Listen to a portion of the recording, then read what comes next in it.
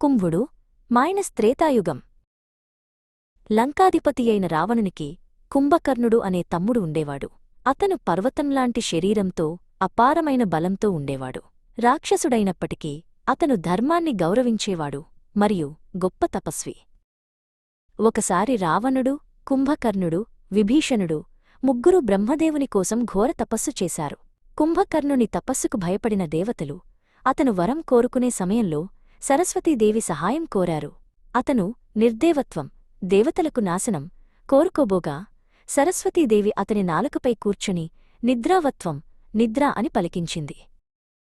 బ్రహ్మవరం ప్రకారం కుంభకర్ణుడు 6 నెలలు గాఢనిద్రలో ఉండి ఒక్కరోజు మాత్రమే మేల్కొని ఉండేవాడు.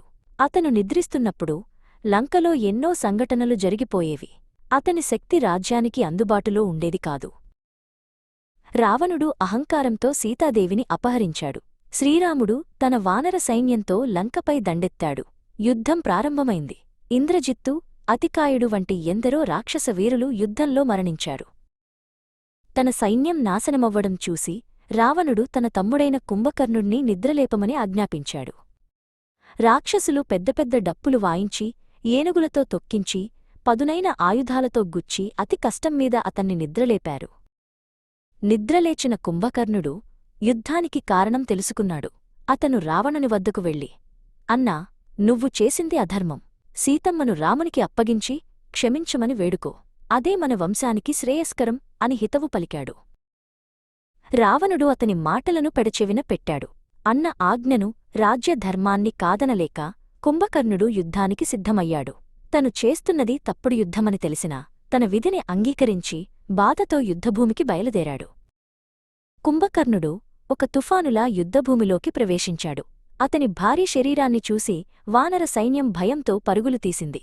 అతను వందలాది వానరులను తన చేతులతో పట్టుకుని నలిపివేస్తూ బీభత్సం సృష్టించాడు. సుగ్రీవుడు, లక్ష్మణుడు, హనుమంతుడు వంటి వీరులు కూడా అతని ముందు నిలవలేకపోయారు. చివరికి శ్రీరాముడు స్వయంగా అతన్ని ఎదుర్కొన్నాడు. ఆ అవతార పురుషునికి, ఆ మహారాక్షసునికి మధ్య భీకరమైన యుద్ధం జరిగింది. శ్రీరాముడు తన దివ్యాస్త్రాలతో మొదట కుంభకర్ణుని చేతులు, కాళ్ళు, ఆ తరువాత అతని తలను ఖండించాడు. అన్న అహంకారానికి, తన విధేయతకు బలియైన ఆ గొప్ప యోధుడు శ్రీరాముని చేతిలో మోక్షాన్ని పొందాడు. అతని కథ ధర్మం యొక్క సంక్లిష్టతకు నిదర్శనంగా నిలిచిపోయింది.